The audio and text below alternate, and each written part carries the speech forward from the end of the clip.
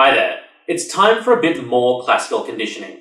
In the last video, we introduced classical conditioning with reference to Ivan Pavlov's famous study, Pavlov's dogs. In this video, we're looking at how the principles of classical conditioning can be applied to real-life situations.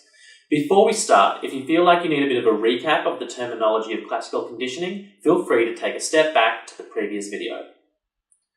There are three main applications of classical conditioning that we're looking at: graduated exposure, aversion therapy, and flooding. Each of these tends to be used to modify undesirable behaviour. In graduated exposure, stimuli that are increasingly fear-provoking are paired with relaxation techniques. For example, if someone is afraid of mice, they might be shown a soft toy mouse, then a picture of a real mouse, and eventually a live mouse. By building up to the fear-provoking stimulus, graduated exposure aims to stop the conditioned stimulus eliciting the conditioned response. In aversion therapy, the undesired behaviour is repeatedly associated with negative stimulus. For example, perhaps someone has a bad habit of biting their nails. If their nails were covered in a foul-tasting jelly, they would experience that negative stimulus each time they went to bite their nails. Subsequently, they would associate biting their nails with an undesired outcome, and eventually stop.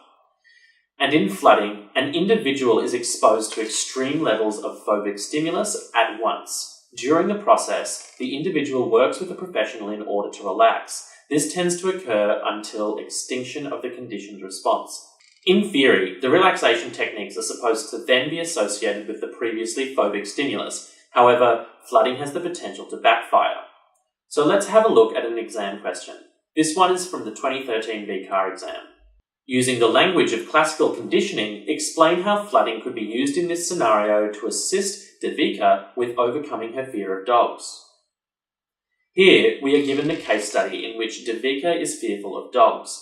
The question asks to use classical conditioning terminology to explain how flooding could be used effectively. Let's look at how the 3 marks are allocated. 1 mark will probably be awarded for a description of flooding. Another will be awarded for an explanation of how flooding could be used specifically in this case study, and the last mark will be for explicitly and accurately using classical conditioning terminology. Remember, the terminology we want to use includes things like neutral stimulus, unconditioned response, and so on. So we could say, flooding refers to the exposure of a fear-provoking stimulus until extinction of the conditioned response. In this case study, Devika could be placed in a room with a lot of dogs. Then, the dogs could be associated with relaxation techniques rather than being bitten.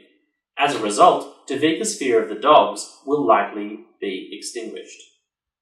Keep working hard and have a psychedelic day.